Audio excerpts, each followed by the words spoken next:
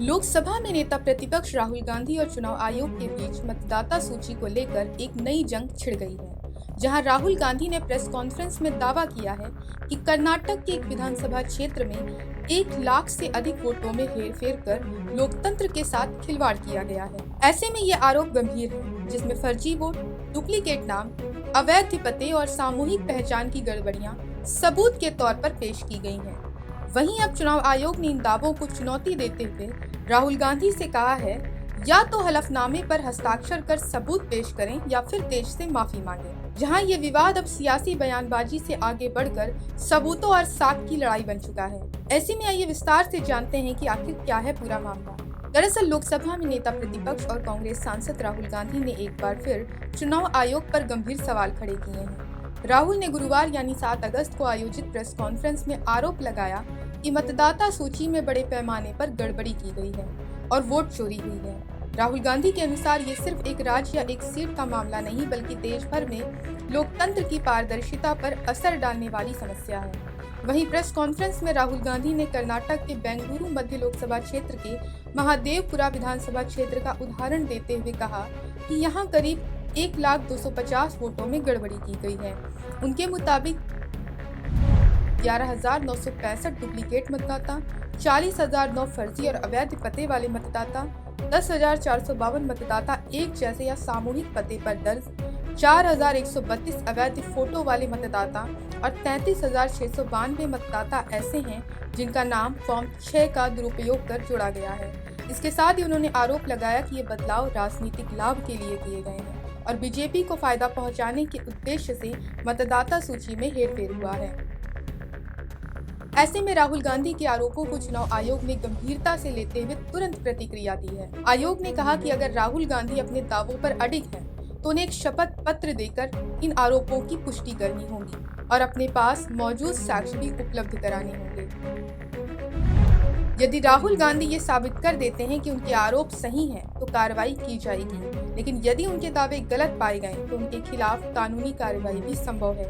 इसके साथ ही चुनाव आयोग ने उन्हें चुनौती दी कि या तो शपथ पत्र पर हस्ताक्षर करें या देश से माफी मांगे।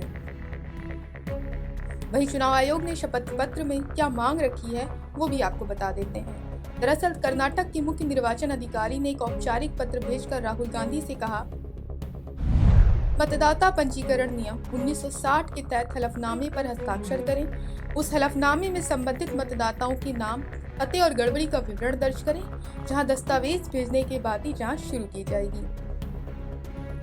इसके अलावा राहुल गांधी ने एक और गंभीर आरोप लगाया कि उनके दावे सार्वजनिक होने के बाद चुनाव आयोग ने अपनी वेबसाइट पर उपलब्ध मतदाता सूची हटा दी, लेकिन ईसी ने इस आरोप को पूरी तरह खारिज किया है।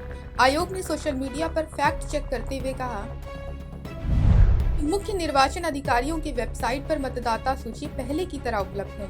कोई भी मतदाता इसे डाउनलोड कर सकता है।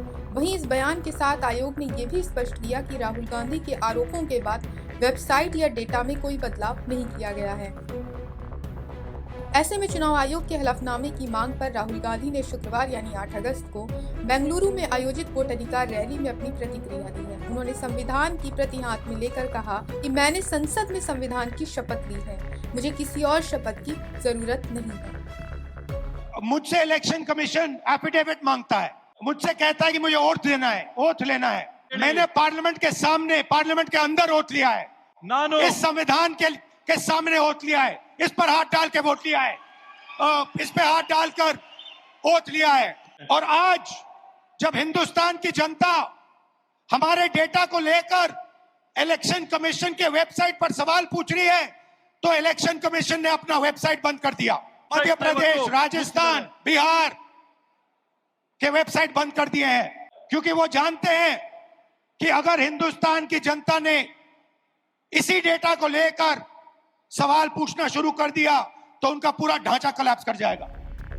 ऐसे में जहां एक ओर चुनाव आयोग ने राहुल गांधी से जवाब मांगा है, तो वहीं दूसरी ओर राहुल गांधी के आरोप जिन 3 राज्यों से जुड़े थे, उन राज्यों के मुख्य निर्वाचन अधिकारियों ने भी उनसे यही अनुरोध किया है कि वो गड़बड़ी वाले मतदाताओं की लिस्ट दें ताकि सत्यापन किया जा सके। उन्होंने साफ कहा कि बिना ठोस डाटा की कार्रवाई संभव नहीं है। बहरहाल तथ्य जांच के इस चरण में ये स्पष्ट है कि राहुल गांधी का दावा न पूरी तरह से साबित हुआ है और न ही चुनाव आयोग ने इसे पूरी तरह नकारा है। वहीं मामला अभी दस्तावेज और सबूतों पर टिका है। ऐसे में अगर राहुल गांधी अपने आरोपों के समर्थन में शपथ पत्र और ठोस साक्ष्य देते हैं तो जांच के बाद ही ये तय होगा कि उनका दावा सही है या नहीं। Bureau report, Punjab Kesari TV. हमसे जुड़े रहने के लिए हमारे YouTube चैनल को सब्सक्राइब करें और नई वीडियो की नोटिफिकेशन के लिए बेल आइकॉन को दबाएं